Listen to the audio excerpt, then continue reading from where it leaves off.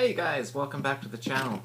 Boy, I tell you, it does not feel like it's been a full week since I've done a video, but nevertheless it has been 7 days since I uploaded a video, so I spent the afternoon kind of thinking, okay, what am I going to do this week? You know, and try to keep the channel interesting.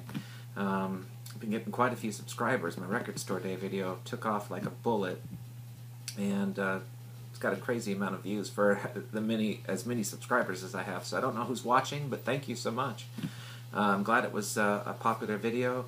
Seems to have gotten a lot of good reaction. And last week I had done the U2 discography ranking, studio album ranking, and I thought, well, what am I going to do this week? I want to do something different, but of course we're talking about music and vinyl records, so what am I going to do? And what I've decided to do this week, obviously you've read the description already, you know that I'm going to talk about my favorite female artists. I could have probably made a list of 20 deep easily, you know, of very much my very favorite artist, female artist, but in the effort of time, you know, I'm going to leave off some people that you think, oh my gosh, how can you leave them off? But I'm going to focus on my very favorites and let you know what I consider to be the best of the best as far as female artists go. I know this probably will cause some disagreement and some debate, and how could you leave off one and not include the other, and yada yada, but hey, you know, I go with my gut on these things, and you know, whatever mood strikes me at the minute is how I kind of film these videos, so I didn't put a tremendous amount of thought into it. But I did spend about an afternoon kind of making a list and checking it twice and all that good stuff. So we'll get to it. I hope everyone had a great week. It was a very quiet week for me, actually, for work. Didn't have any travel.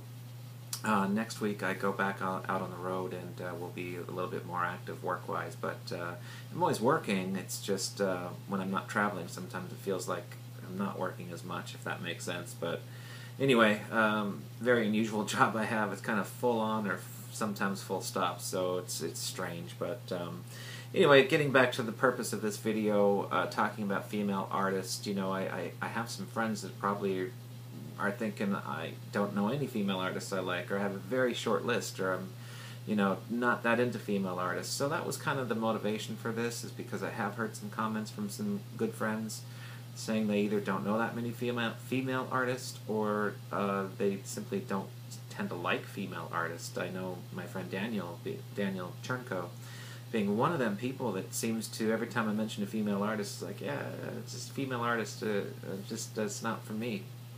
So I dedicate this video to those who need to get more familiar with some fantastic female singers. Okay, so I guess we'll do it. Let me talk about a few people. I'll do it halfway.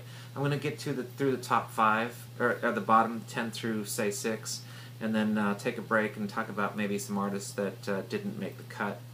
You know, they're still wonderful, but when we're only talking about 10, it does narrow it down pretty well, and then we'll get through the top 5. So coming in at number 10 for me.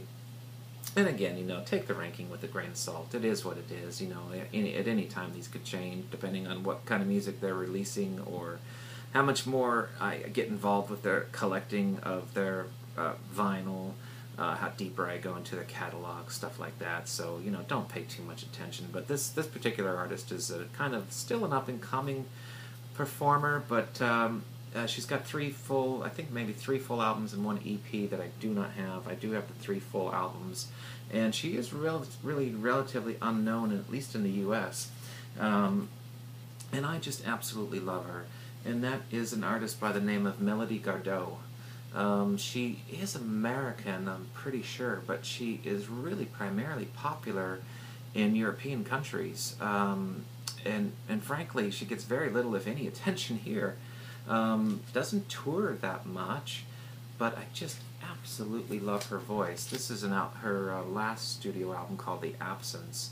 She's about ready to release a new album, and oh gosh, I should have written it down. The title escapes me, but I'll put a link to her new video in the description of this one, because her new video is fantastic. It sounds like she's kind of taken a little bit of a turn to more of a bluesy side.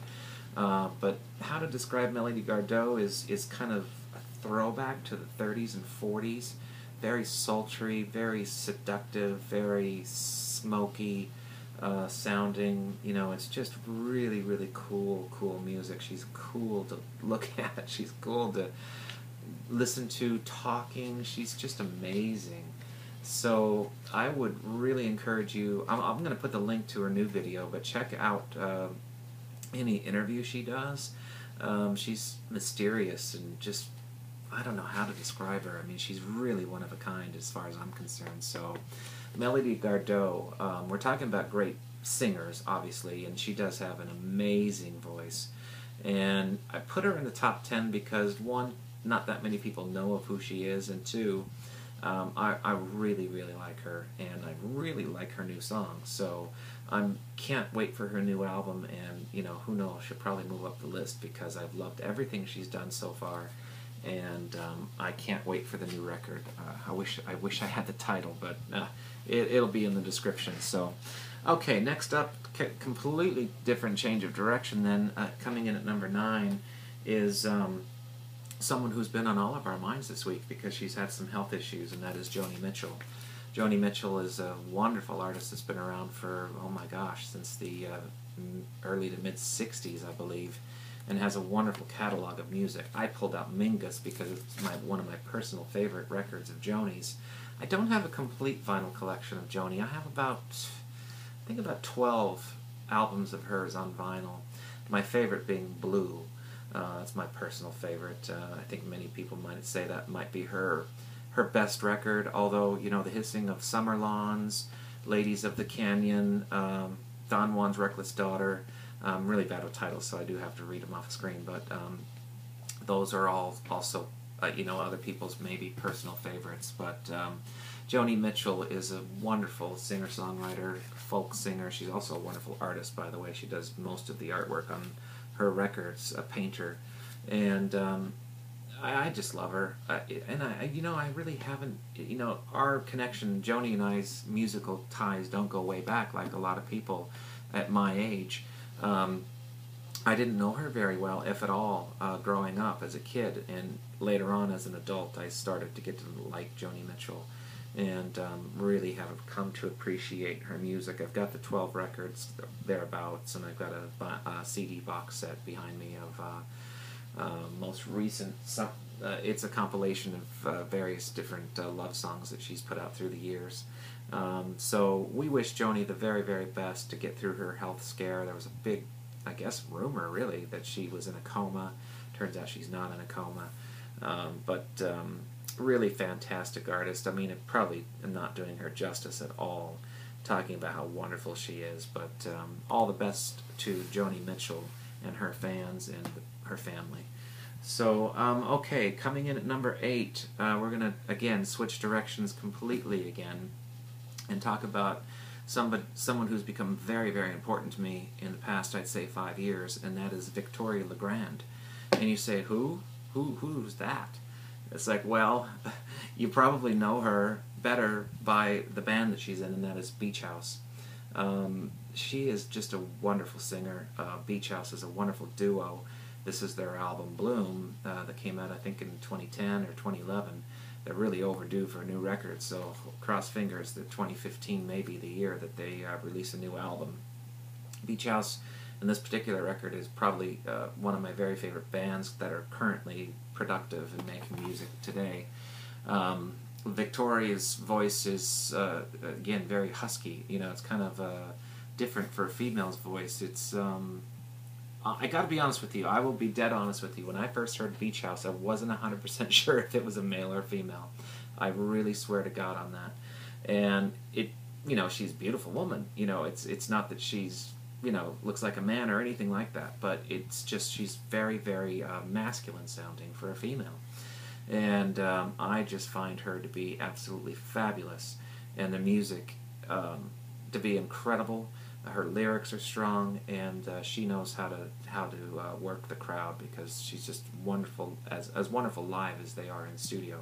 So Victoria Legrand from Beach House is my 8th ranked favorite female artist. So please do yourself a favor and check out Beach House, and maybe I'll leave a video link to one of my favorite tracks of Beach House in the description as well. I know a lot of the people who follow my channel know who they are. but if you don't, they're definitely worth checking out. Okay, moving on to number 7. I'm going to be able to talk about this one really quick because I've already done a whole video on her, so if you're interested in knowing more about this artist, just go back on my channel. It was one of my early videos, and I did an entire music collections on this artist, and I cannot leave her off a list when we're talking about favorite female artists, because it is the wonderful Robin. Completely different than anything I've shown before. This is more dance music, this is more fun music, this is more electronic based, you know, and again, please, Robin, get us new music for 2015. We need something new from you.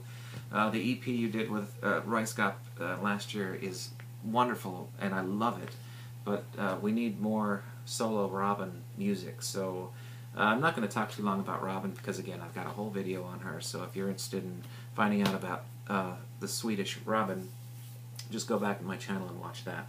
Okay, last one on the list here before taking a quick break and talking about artists that didn't make the top 10 is somebody that you're all very familiar with, and I have always been a big fan of this singer, and I think that she is the heart, I would call her the heart of Fleetwood Mac, and that is Miss Stevie Nicks. Stevie Nicks is just pure magic on the microphone. She's, again, you know, just a master live performance.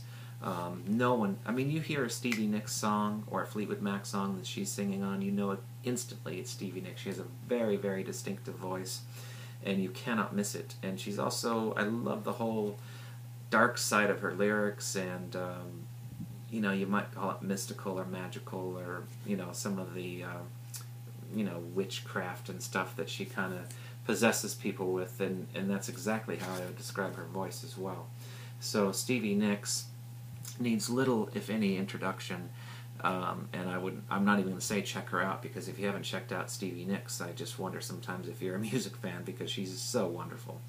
Okay, so let's get on to, I guess you could say, the honorable mentions, and although, you know, some of these ladies are probably, you know, it's amazing that they didn't make the cut. I'll start from the bottom up because I've made a small list. Florence Welch from Florence and the Machine is really moving up faster and faster. They've got a new album that's about coming out. I like the lead single for it. Very good. And I think their new album, Florence and the Machine, is going to be wonderful. So Florence Welch didn't make the top 10, but somebody I really like. Alanis Morissette, a big fan of hers. I've got most of her catalog on vinyl. Thankfully, a lot of it's been reissued because the original stuff was ridiculously priced. What can you say? You know, she's you know, strong Canadian singer, and again, you know, she's one of those artists that are consistently good. Chrissie Hynde from The Pretenders could have easily made the cut. So there have been times throughout my lifetime being a music fan that I've just fallen in love with Chrissie Hynde over and over, and it is almost a shame that she's not on the list. Same with the next one, Debbie Harry of Blondie, a fabulous singer, is groundbreaking. You know, what she did in the late 70s, early 80s for music, her and her group Blondie at the time, it's just, you know, she deserves a lot of credit for that. Another kind of unknown singer, Madeleine Perreault, might fall a little bit into the Melodygardeaux category, but she's much more singer-songwriter, folksy, guitarist, maybe a little bit more mainstream than Melodygardeaux. But Madeleine Perreault is another one. That's P-E-Y-R-O-U-X. I've got a nice vinyl collection of hers. Not everything she's put out is available on vinyl, including her last album. I wish somebody would put her last album out on vinyl, and cross fingers that someone will. An artist I've most recently kind of come to know and like because of a connection with Paul McCartney when they did Kisses on the Bottom together is Diana Krall. I did not know Diana Krall prior to knowing that she was the principal songwriter and had a lot of involvement with Paul McCartney on Kisses on the Bottom. I bought her Greatest Hits album and just fell in love with it, and I've been kind of slowly building my vinyl collection from Diana Krall because they're quite expensive, and every time I do, though, it's just been kind of a reawakening again, and boy, she's so strong and so good, and I just love her jazzy stuff. So that's another one that could make the cut, move up more and more. A couple silly ones here, you know, Katy Perry. I don't feel silly about it. I do like Katy Perry. I think she's got a great voice. And while I'm not a fan of that genre of music, as far as just, very pop music, I guess you could say, I think Katy Perry kind of stands above the rest of them, more so than Lady Gaga, more so than all of her contemporaries on the pop charts today. Katy Perry does have a very strong voice, and she's a great live performer. I actually saw her in concert. Kind of went as a favor to a friend, to be honest with you, and I actually really had a ball. A really good time, and I went out and got her records, and I enjoy her. One artist that has a brand new song that just came out this week, just a couple days ago, Joy Williams of the Civil Wars. I'm a big fan of Civil Wars. I have high hopes that her solo album will be good, and the first single is quite good, and the video is amazing. So Joy Williams of the Civil Wars, now solo. Civil Wars are no longer. Hard to say that out loud, but I don't see them ever getting back together. There's no love lost there between the aptly named Civil Wars. And two more here. Kate Bush, what can you say? I know some people that would be their absolute number one. Tim Guthrie, you may be one of them people. I know my friend Renee, and other people consider Kate Bush, the epitome of female singers. And I do like her a lot, but I don't have all of her catalog. And I do have my favorite album of hers, Ariel, I want very badly on vinyl, and if anyone has a spare $600, I'd love to have it. Please reissue Ariel. It's just so sad that some of these great albums you cannot buy for reasonable amounts of money. And then finally, I put Madonna on the list because I do like Madonna. And although some of her most recent stuff, you do kind of scratch your head and say, oh my, maybe you ought to release something that's a little bit more age appropriate. I still like her because we go way back. I'm a kid of the 80s, and I loved her as a kid. And when you're talking about powerful women and great female singers, you almost can't leave off Madonna. I do like her new album, by the way, and I think it's about half good, and about half of it's not so good. The half that's good would have been a fantastic, nice, good album at reasonable length, and then she goes and releases an album, I think, of 17 songs, and about 7 or 8 of them are just like, oh, wow, well, had you left that off, you would have put out about a 10-track album of really good stuff. That's all we need. So I don't know why these artists feel the need to release albums that have 15, 17, 20 tracks. It's just too much. Release them as B-sides or special editions for your main fans, but I don't think albums should be 17 songs.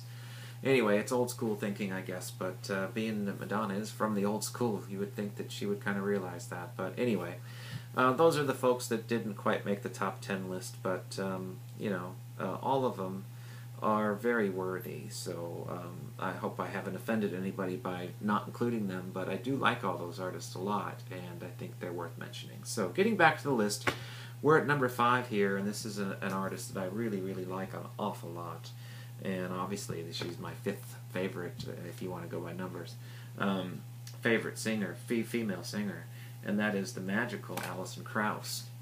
Alison Krauss is a primarily bluegrass country artist, but I think her music defines genre, and the album she did with Robert Plant, Raising Sand, is a great example of that. It has more of a country twang to it, but it's really more of a rock album. But she's fabulous, and if you do nothing else, pick up her greatest hits package on CD. I am fortunate enough to have quite a few of her records on vinyl that go for stupid money now. But she is a favorite of mine, and her voice is just like a winter's day. It's just so soft and gentle and soothing, and every song that she does, it's just calming and beautiful, and no one sings like Alison Krauss. So check out Alison Krauss's music if you haven't already. Okay, number 4, and this is almost hurtful, to say she's number 4, because I have deep love for this woman. She is just wonderful, and I'm not going to spend a lot of time on her again because I do have a complete video that you can go back and watch on that, and that is Miss Annie Lennox. This is her last studio album called Nostalgia, which is more of jazz standards and American songbook stuff, but You know, she's got a wonderful catalog of music going all the way back to early bands, the Tourists, and of course Eurythmics, and you know, a great standalone collection of albums as a solo artist, above and beyond what she's done with the Eurythmics. And I considered her album Diva one of my favorite albums of all time. Annie Lennox's voice is unique.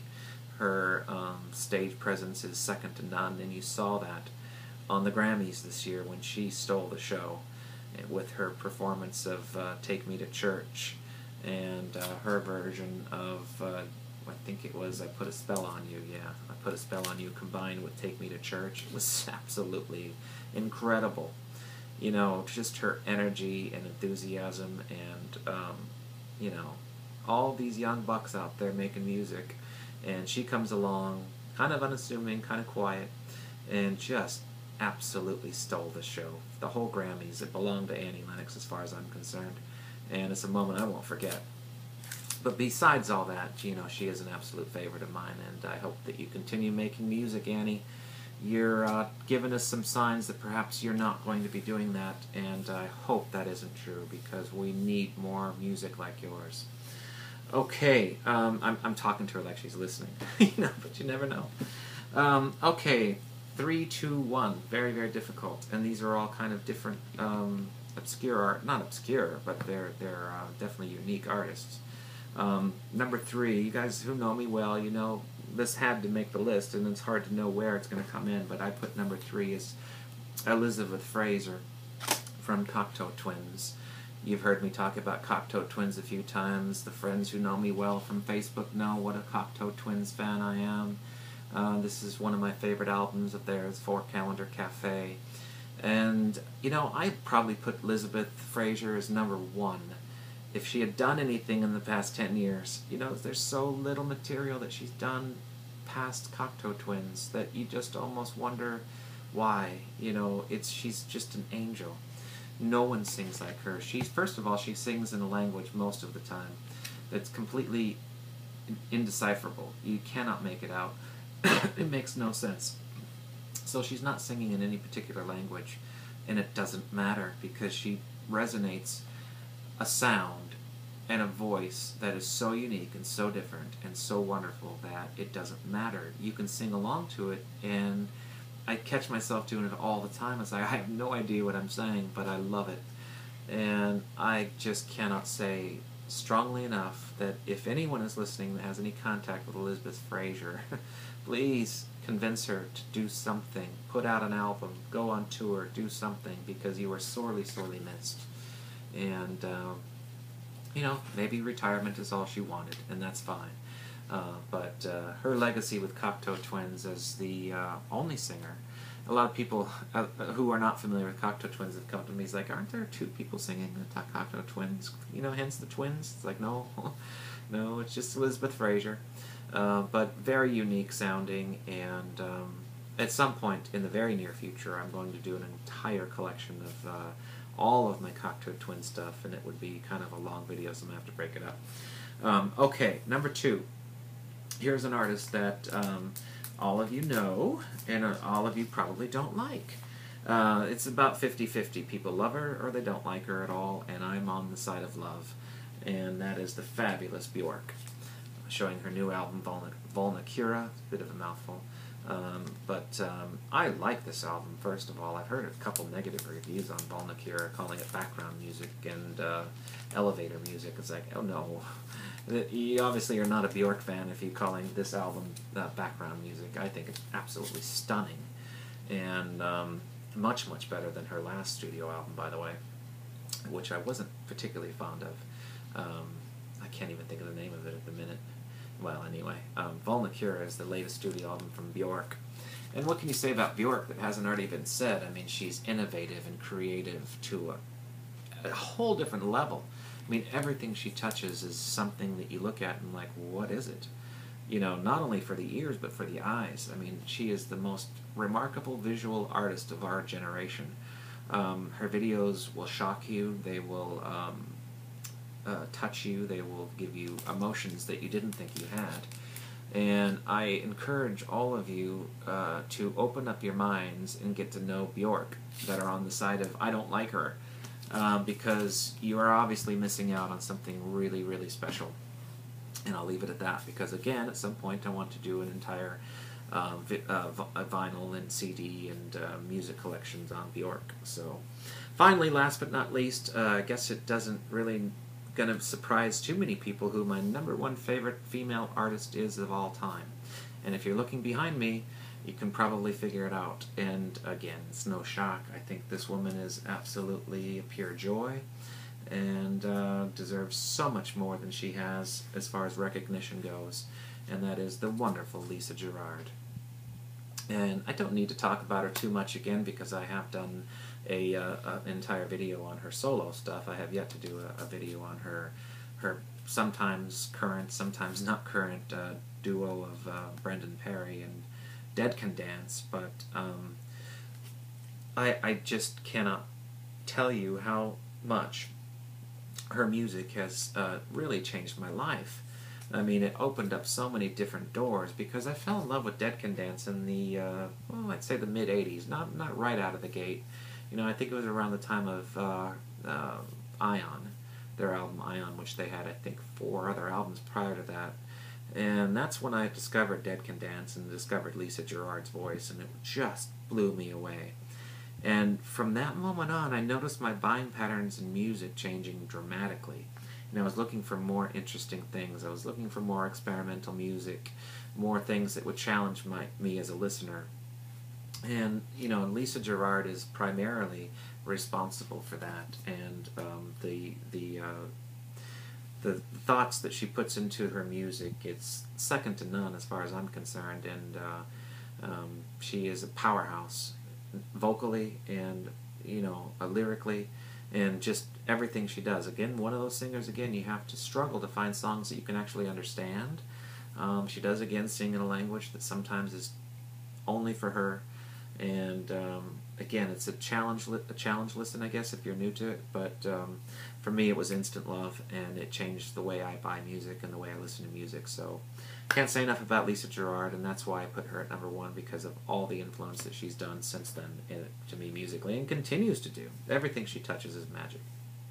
Okay, so there you have it, my 10 favorite female artists right now. So some current, some older, some that are currently and actively recording, and some that are not. So I hope you enjoyed the video and got something out of this. I tried to make it interesting. I don't know how much more I can do than just show the record, but thank you very much for watching. I hope you enjoyed it, and please leave your comments. Comments are fantastic, and I get so many good ones.